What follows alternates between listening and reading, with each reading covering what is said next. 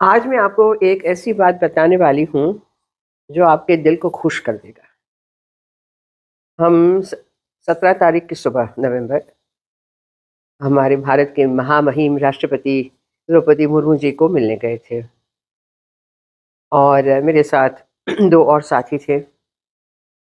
बहुत ही सुचारू रूप से भेंट हुई, इतनी बढ़िया-बढ़िया बातें हुईं और फिर कहीं न कहीं से उसका तंत उड़ीसा से भी जुड़ गया। और मैंने बताया कि लोगों को ज़्यादा पता नहीं है कि बंगाल में ही सांथाल होते हैं, उड़ीसा में भी होते हैं। बोले हाँ, हाँ, हमारा इलाका सांथाल का है। मैंने कहा आपके यहाँ से ही एक नृत्य के ग्रुप को हमने बुलाया था। तो ये बातें चली कि आज का जो जीवन है, वो कैसे सस्टेनेबल नहीं है। उनके गाँव में बता रही थीं कि हर एक घर के आगे एक गड्ढा रहता था।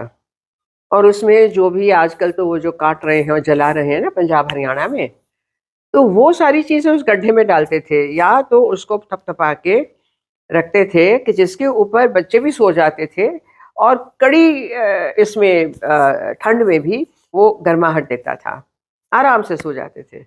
उसके बाद उसको उस गड्ढे में डाल दिया या तो रोटी और ये रसोई करने के लिए तो चूल्हे उसके ईंट के, लकड़ी के तो उसमें थोड़ा-थोड़ा डालते थे तो वो हल्की आग पे खाना जो बनता था, बहुत बढ़िया स्वाद, उसके भी काम आ गया, सोने के भी काम आ गया। फिर उनके जो गाय, भैंस, बकरी जो भी होती हैं, उनका चारा भी बन गया और बाकी का उस गड्ढे में डाल दिया। और उसके बाद जो सब्ज़ी, तरकारी, उसके छिलके ये वो सारी चीज़ उसमें जाती थी। बारिश के बाद वो कंपोस्ट बन गया, बढ़िया खाद बन गया।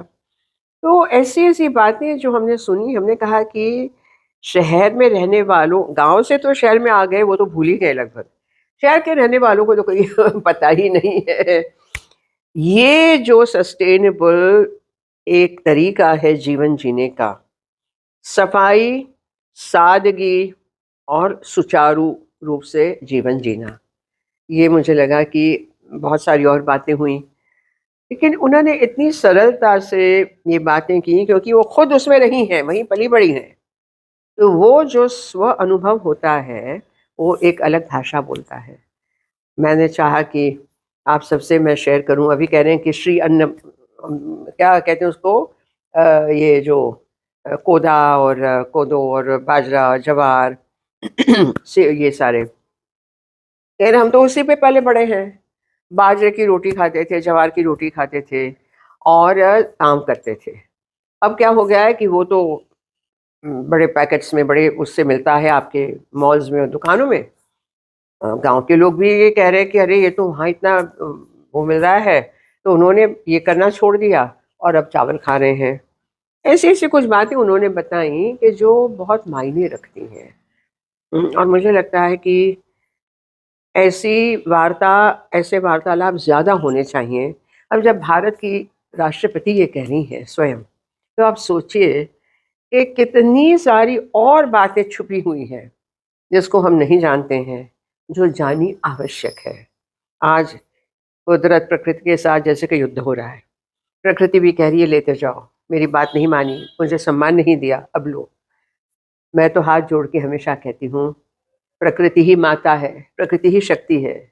आदर करो, सम्मान करो। हमारे यहाँ तो पहाड़ों को, नदियों को, टिब्बे, हर पत्थर को पूजा जाता है, इसीलिए तो मेरी आपसे ये गुज़ारिश है, मेरा निवेदन है कि ऐसी-ऐसी बातों को ध्यान में रखते हुए हम यदि आगे बढ़ते हैं, तो सम्मानपूर्वक जीवन जीने का सौभाग्य सबको मिलता है, समाज और हमारा देश सुचारू रूप से चलता है। आप सबका कल्याण हो, हम सबका कल्याण हो, यही मेरी शुभकामना है।